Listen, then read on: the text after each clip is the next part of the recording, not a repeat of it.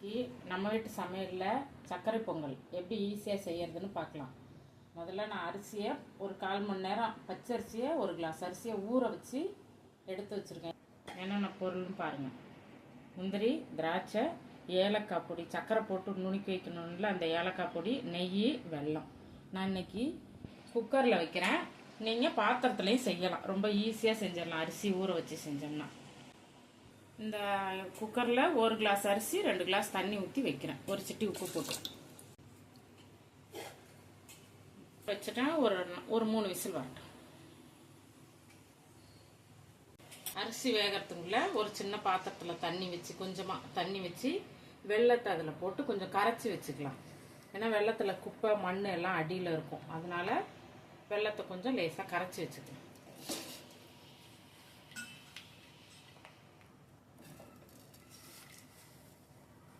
நான் 1 கிளாஸ் அரிசி எடுத்து வச்சுருக்கேன். அதுக்கு ஒரு 1/4 கிலோ அளவு வெல்லம் போட்டுக்கிறேன்.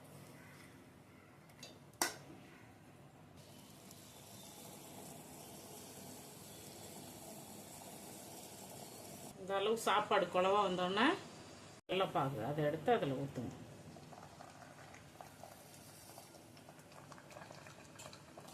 நல்லா கிண்டி இந்த பாகு அந்த பொங்கலில் சேர்ற மாதிரி பார்த்து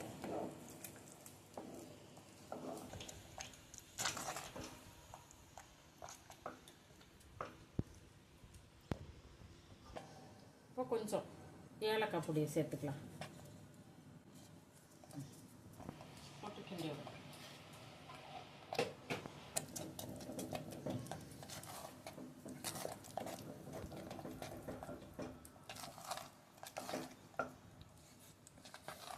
முந்திரி திராட்சை வறுத்து போடுறதுக்கு ஒரு 2-3 ஸ்பூன் நெய் சேர்த்துக்கணும்.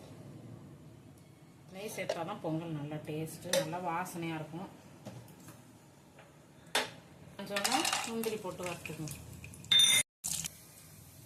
இந்த அளவு வந்தோன்னா திராட்சையும் போட்டு